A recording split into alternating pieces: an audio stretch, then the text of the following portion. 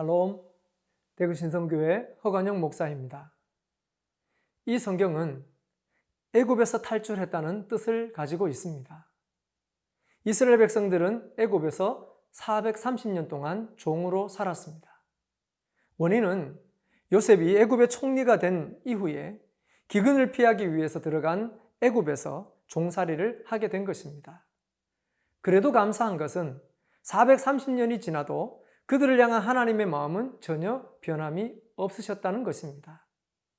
우리가 지금 여러 가지 이유로 하나님을 멀리하고 있다면, 혹시 하나님께서 나와 함께 하시지 않는 것 같은 마음이 든다면 그래도 걱정하지 마시기 바랍니다. 430년 동안도 변하지 않으신 하나님께서 우리를 향해서도 여전히 변함이 없으시기 때문입니다. 이 성경 1장 5절에 이스라엘 백성들이 애굽에 들어올 때는 70명이었다 기록하고 있습니다. 하지만 그들이 애굽에서 나올 때는 장정만 60만 가량이라고 또한 기록하고 있습니다. 430년 동안 하나님께서는 그들을 잊으신 것이 아니라 아브라함에게 주신 약속대로 생육하고 번성하게 하셨습니다. 물론 이로 인해 애굽이 이스라엘 백성들을 경계할 수밖에 없는 이유가 되었습니다. 요셉도 죽고 요셉을 모르는 총리가 세워지자 이스라엘 백성들에게 고역을 시키고 산하 제한 정책을 펼쳤습니다. 이때부터 이스라엘 백성들은 애굽에서 종살이를 하게 된 것입니다.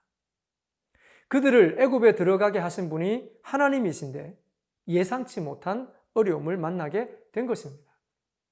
하지만 이것 또한 하나님의 계획 속에 있는 일이었습니다. 하나님의 계획은 그들이 애굽에 머무는 것이 아니었습니다. 바로 젖과 꿀이 흐르는 가나안 땅에 이르는 것이었습니다.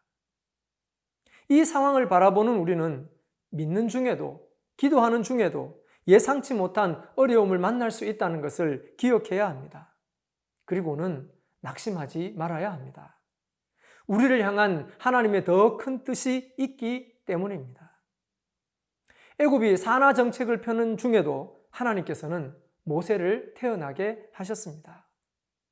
모세의 출생 이야기도 정말 드라마틱합니다. 물에서 건져내었다는 그의 이름이 모든 것을 말해주고 있습니다. 모세의 출생 과정을 보면서 깨닫는 것이 있습니다. 모든 출생과 모든 생명의 삶은 하나님께 달려 있다는 것입니다. 우리는 자신의 출생에 대해서 원망하지 말아야 합니다. 또한 자신의 삶에 대해서 비관하지 말아야 합니다. 비록 힘은 들지만 하나님께 달려 있습니다. 이 믿음을 가지고 견뎌내야 합니다. 애굽의 왕궁에서 40년을 살고 다시 광야에서 40년을 살고 있던 모세를 하나님께서는 호렙산 가시떨기 가운데서 부르셨습니다. 부르신 목적은 이 성경 3장 10절, 이제 내가 너를 바로에게 보내어 너에게 내 백성 이스라엘 백성을 애굽에서 인도하여 내게 하리라. 스스로 계신 하나님께서 모세를 세우셔서 이스라엘 백성들을 애굽의 종살이에서 건져내시고자 하셨습니다. 모세를 부르셔서 하나님의 백성들을 구원하시듯 오늘날에는 바로 이 말씀을 듣는 우리를 부르셔서 하나님의 백성을 구원하려 하십니다. 결국 바로 앞에 선 모세는 지팡이로 뱀이 되게 하고 하수로 피가 되게 했지만 애굽의 바로왕은 그들을 보내지 않았습니다. 그래서 10가지 재앙으로 그들에게 내리십니다.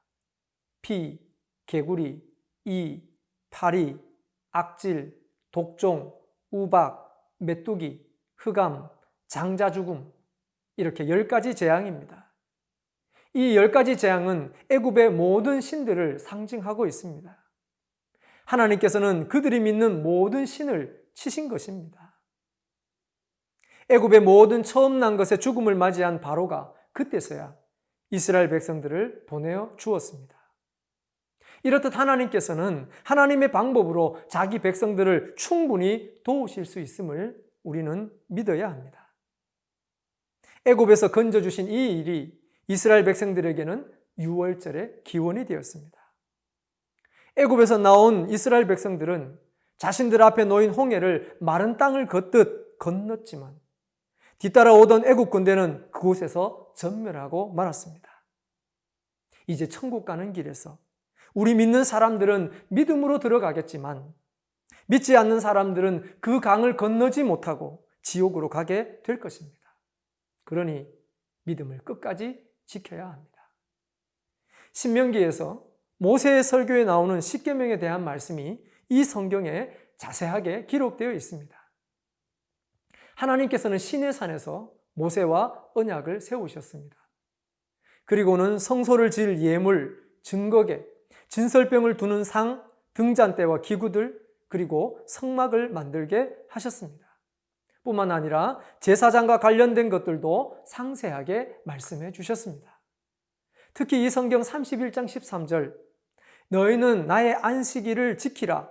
이는 나와 너희 사이에 너희 대대의 표징이니 나는 너희를 거룩하게 하는 여호와인 줄 너희가 알게 함이라. 안식일을 지킬 것을 당부하셨습니다.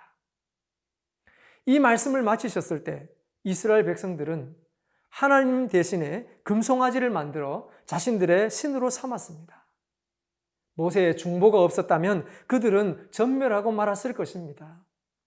오늘날 세상과 하나님 사이에 있는 왕 같은 제사장, 우리의 역할이 얼마나 중요한지를 떠올리게 합니다. 이 성경은 하나님께서 맺어주신 언약대로 모세는 순종하여 성막에 필요한 모든 것을 만들고 성막을 봉헌하면서 끝이 납니다. 하나님의 뜻대로 지어진 성막을 봉헌할 때 여호와의 영광이 성막에 충만하게 임하셨습니다. 오늘날도 하나님의 뜻대로 행하는 사람에게는 하나님의 영광이 함께 하실 것입니다.